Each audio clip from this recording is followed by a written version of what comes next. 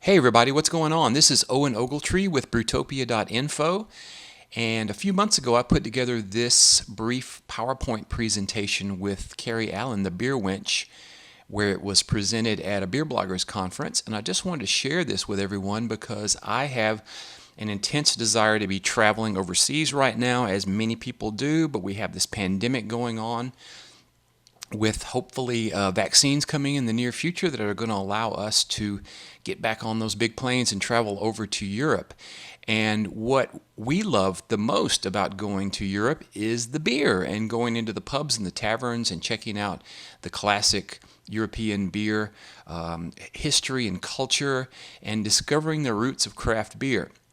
If you don't have a passport and you've never been to Europe, definitely watch this if you love craft beer because it will give you some ideas of what goes on in these great beer halls and pubs of Europe and how many of our modern day beer styles began in these great brewing nations. So why travel to Europe for beer? Well, beercations are cool. You do fun activities during the morning, you see some sights, you do a lot of hiking and walking around cities, and then in the evenings and afternoons, you can go and check out the pubs and the taverns and the different styles of beer that are available in each country. And travel to Europe is actually not as expensive as you think. If you sign up for travel alert websites like Clark Howard's email weekly travel newsletter out of Atlanta, it will tell you about the great deals that are happening. And sometimes you can go to Europe from the East Coast for $600 round trip if you know what you're doing. And then you use websites like kayak.com to figure out where to stay for free, not for free, but where to stay for cheap, that's within your budget. And you can find some very nice hotels at a very affordable price on the internet these days. And like I've already said, the real reason is to check out the classic beer styles of Europe. It is so much fun and they are so delicious. Meet the people, learn about the culture, see what's going on in these different countries, get different points of view, keep an open mind.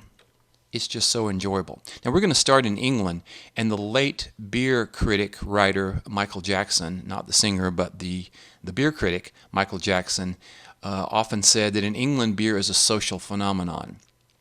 People in the UK go to the pub to sit and have a couple of pints. It's a low gravity beer, so you can just drink it and enjoy it and talk and get caught up. And some pubs in small cities in England are like the cultural hub of the whole town. People go there every day to get out of their house and to see each other and just create a great community spirit. So the pub culture is very important, and during the pandemic, we are a bit worried because cask ale is not selling because you can only sell cask ale in a pub. The pubs are being told to close during this week and to open back up with social distancing this week. And many pubs aren't getting the tax breaks and the financial assistance from the government that they should.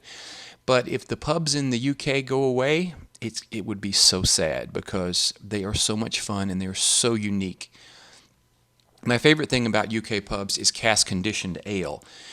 And many of you know that I love cask conditioned ale. I run the Atlanta Cask Ale tasting every year, every January, except for this year because of the pandemic. But cask conditioned ale is unfiltered, unpasteurized beer that's put into small little casks, mainly firkins. That's about 10.8 U.S. gallons. The beer goes in there very fresh. There's a little residual sugar, residual yeast inside the cask. The yeast begins to eat the sugar in the seal cask and releases carbon dioxide. So cask conditioned ale has a nice, light, beautiful, creamy sparkle to it. You're actually tasting the malt and the hops in a cask ale and not a mouthful of foam, which is important to me because I want to taste malt and hops. And I kind of don't like the carbonic acid that forms in your mouth from a lot of foam that you get when you put a beer in your mouth and swish it around. So these casks are also served with no pressure, like unlike kegged beers where you put a lot of head pressure on the keg of artificial carbon dioxide and then flip a little tap and it flows into your glass. These cask conditioned ales, you have to actually use some arm power to suck them up into the pint at the bar from the cellar. So the bartender, when you order a pint, actually gets a little bit of an arm workout. They're such good beers and they're so much fun, and they just fit right into the unique pub culture of the UK and of England. What kind of styles of beer are you going to get when you go to the UK? Well, excuse me. Normally, you're going to have mild ales, which are malty and usually dark. The mild ales don't have a lot of hops, so you're going to be tasting the chocolatey notes of the mild, and they're very low in alcohol, and some people say they're kind of watery, but they're meant to be watery because it's part of the style. You can drink a lot of them, and they're very refreshing. Bitter is very popular, and there are 3 styles of bitter: ordinary, best, and strong. Ordinary bitters are usually in the 3% alcohol range by volume. Best bitters are usually in the 4% range, and strong bitters are usually in the 5%, which to a lot of American craft beer lovers, that doesn't seem very strong, but but in the UK, with their traditions and history of sociable lighter alcohol beers, that's pretty strong. Every once in a while in a pub, you'll find some old ales. These are very malty ales that have been allowed to maybe oxidize a bit, so they have some nice sherry notes going on and a lot of smoothness going on.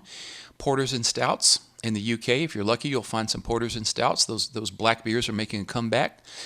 And then you're going to see many new golden ales, many of which are made with American hops, so citrusy, spicy, fruity, weird American hops that 15 years ago you never saw in British beer very much, but now they've become very popular. And of course, these days, with craft beer taking off around the world, you're also going to see in UK pubs hazy, juicy IPAs. You're also going to see very fruit beers, sour beers. Just like in America, these crazy styles have taken off in the UK. Now let's move to Belgium. In Belgium, beer is kind of a gastronomic phenomenon. It goes so well with food. It's very wine-like. It's such an underrated style in the United States right now, which is a shame because I consider it some of the best beer made in the world today. And I've been to Belgium so many times, taken big groups there. If you want to check out our group travel, you can go to Brewtopia Info and click the little link at the top that says Join a Beer Trip. Not much going on right now, of course, but we're going to ramp that up in 2021 if at all possible. So when you go to Belgium, you're looking for fruity, strong ales, so much complexity. In every sip, you're going to get a wide range of flavors and aromas. Many Belgian beers have high gravities. They have a lot of alcohol, not all of them. And there's a huge variety of different beers for such a tiny country as Belgium. You can drive across Belgium in just a few hours. It's not much bigger than a state like Georgia. And there are these beautiful brown cafes all throughout Belgium and Brussels and Antwerp, Ghent. Larger cities have the brown cafes. They're called brown cafes because the walls are kind of stained brown from years and years and years of cigarette smoke and smoking, which thankfully is not allowed in the pubs these days. So you can go in without having to breathe smoke and choke to death on cigarette smoke and actually enjoy your beer and smell it and taste it in Belgium, which is a good thing. The cuisine à la bière in Belgium, there's all kinds of different cuisines that are made with Belgian beer. They go extremely well with Belgian beer. I like to think of Belgian food as beautiful, elegant French food served in German-sized portions. And my favorite food to enjoy in Belgium, of course, are the mussels and the fries, or the frites. The mussels are just so fresh and so salty and have that celery note, and you can get them made with curry or wine or a beer like a Belgian golden ale or Belgian wit beer, wheat beer. And there's nothing goes better with these crispy, delicious, beautiful Belgian fries than a good pot of mussels and a nice goblet of Belgian ale. Lambics are very particular to Belgium. These are spontaneously fermented beers that are done in the ancient style of not even adding any yeast. You just let what's in the atmosphere of the brewery and what's blowing in at night when they put the beer out in shallow vessels to cool, those bacteria and wild yeast get into the beer and actually ferment the beer in an ancient way, because hundreds of years ago people had no clue about what yeast was. We just knew that in certain areas of the world you laid the beer out, let it cool, you put it in barrels, it started to ferment, and in certain areas that turned into kind of a bad beer. But in the area around Brussels, Belgium, there are these wonderful microbes in the air that get into the beer and create gorgeous, gorgeous flavors, earthy flavors, horse blankety, horse, sweaty flavors, which doesn't sound that great, but when you put it in this sour, acidic, crisp, beautiful beer, it works so well, and they're so complex. They're usually aged and fermented in oak barrels, some of which can be 100 years old, and they have bacteria and yeast fauna in the wood. When you go to Belgium, don't call them sours. In America, craft beer drinkers say, "Ooh, I love sour beers. I love sours," but they do not like that word over there, because the Lambic brewers don't like to think of their beer as simply being sour. They like to think of it as being complex with some sour notes. So when you go over there, ask for a Lambic. And as you can see in the picture on the left, there are Lambics where there are fruit added, and that can be raspberries or cherries or crazy fruit like peaches or apricot or things like that are happening now. And the fruit complements the tart complexity of the Lambic extremely well. Also in Belgium you have the Trappist ales, which are some of my favorite beers in the world. These are made in Trappist monasteries. They have rules controlling the discussion of the ales and the labeling of the ales and whether or not you can call your ale an authentic Trappist product. The monks have to oversee production. Many Trappist ales are not really made by the monks these days. They're made by workers from nearby cities and villages that come in and who are talented in making beer. But the monks come up with the recipes, the monks taste, the monks oversee. There are some Trappist monasteries like Westvleteren, where the monks do have more of a hand in the production of the beer, and there are others like Chimay that the lay people really do most of the work with the monks overseeing. These beers have to be brewed in a Cistercian abbey. The brewery is second to the abbey for the monks. The monks will tell you that this is an abbey, this is a monastery first and a brewery second, instead of the other way around.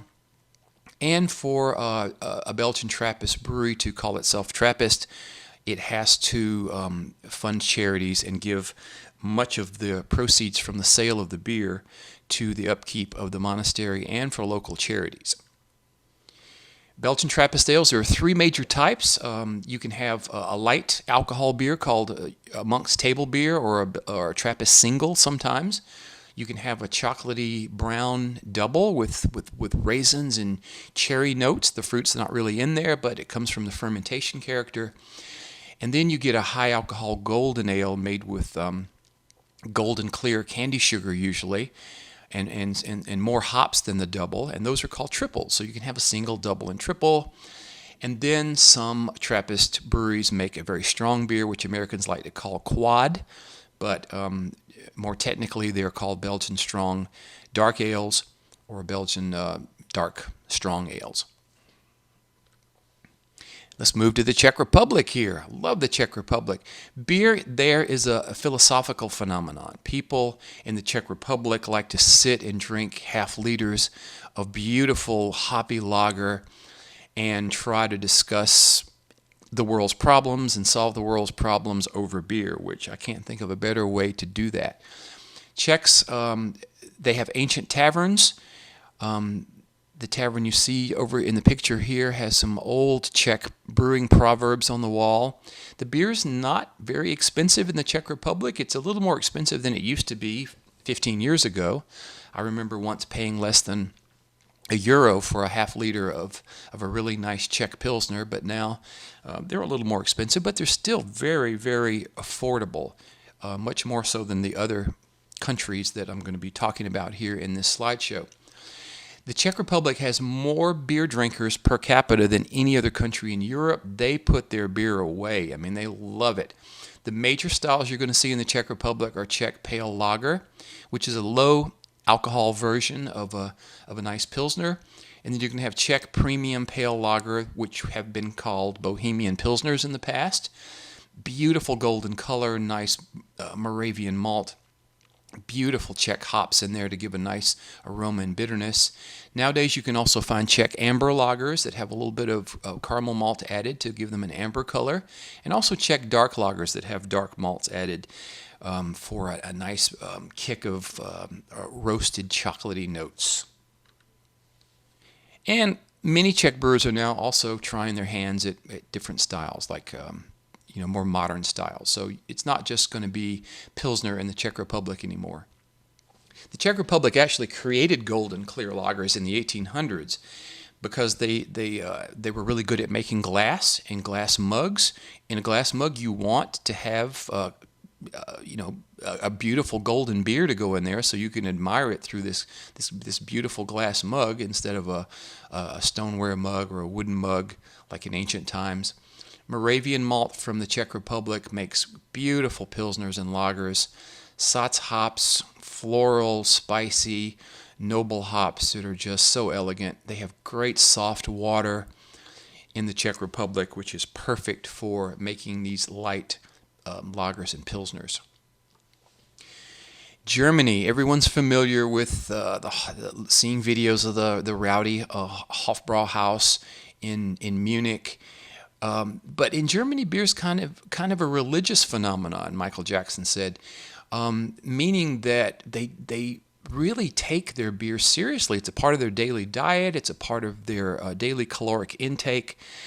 There are seasons where this type of beer is made, whereas other seasons of the year with different celebrations and religious celebrations, another type of beer is made.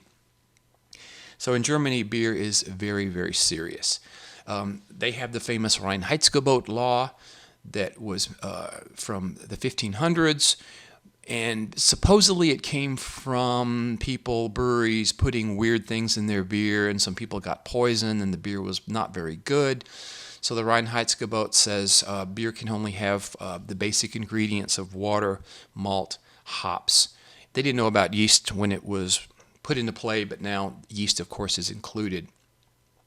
And they just wanted to keep the beer pure and tasting like beer, which is pretty respectable. It's a good goal to have. Other people now and historians are saying, it was all done for taxes and to help the rich brewers make more money and make beer easier. But whether you hate the Reinheitsgebot or you love it, it really makes pure beer. You can go to Germany and drink liters and half liters of this gorgeous, pure golden beer and darker beer, and it goes down so well. I don't really get very many headaches from drinking lots of German lagers because I think it has less of the complex ale characters and higher alcohols from that you find in Belgian beer and less fruity esters. I don't really know if those things can give you a headache or not, but I just love the purity of German beer. Really, German beers are pretty much about malt. So if you like sweet malty beers, you will love classic German styles. Helles is a golden lager, very clean, very light in flavor, but it's got a beautiful malty character. I like to say that Helles has some jasmine honey notes from the malt and the hops. If you add a little caramel malt, you're going to get a Dunkel, which is a darker version of Helles. That's going to have a little caramely note. Hefeweizens are very popular in Germany now. Wheat beers are so popular. Hefeweizen has some yeast in there, and they're typically cloudy and hazy, which modern craft beer lovers should love these days with all the haze craze. If you think, I've gotten German Hefeweizens at my package store and it wasn't very good, it was kind of papery, it's just because it was very old. It's probably been on the shelf a while. It takes a long time to get over here on the boat. If you have a fresh Hefeweizen, or a dark version of the Weizens in Munich, for example, you will be blown away by how clean and fresh they are. Bocks are stronger malty lagers that have a kick to them like a goat, so that's probably why they have the name Bock, which means goat. And of course, there are seasonals like the Oktoberfest Fest beer, which is very golden in color and very malty and slightly higher in alcohol than a Helles. You know, a Fest beer is going to be around 5, 6 something percent alcohol. And German beers, don't think they're boring. They are so incredibly beautiful and delicious when you travel to Germany, especially to Bavaria, the regions around Munich. Just have beautiful German lagers. When you go to Germany, expect big beer halls instead of like in the UK with small, cozy little beautiful pubs. You're going to have big beer halls in Germany for the most part, not always. People think of Oompa music. The music in Germany is very traditional in the taverns and allow you to sit back and really soak up the atmosphere and enjoy your beer. When I say heart-stopping food, I mean that it is not light food. It's not going to be health food. It's not going to help you lose weight, but it sure will satisfy you. And of course, they think of beer as being food, as part of the menu. This picture is my brewer friend from Southern Brewing Company in Athens, Georgia, Brian Roth, showing off this gigantic, I think that's Wiener Schnitzel with potatoes, and at the Schneider Tavern in Munich, and he's got a beautiful glass of Schneider Weiss, Hefeweizen beer there, and he was just so impressed with the great flavors of the food and how well they go with the beer. So you guys don't stay around your home area and just never get out. Local beer is fantastic, and American beer is fantastic. We love all the new beers that are coming out by creative brewers in America right now. But if you really want to see where beer came from and learn about the history and its roots, head to Europe and head to one of these countries that we just talked about. You will have so much fun, and you'll meet some cool people who will talk to you about the food and the beer and the history, and you'll definitely want to go back immediately. So, guys, thanks for listening. We appreciate it. Eat well and drink good beer,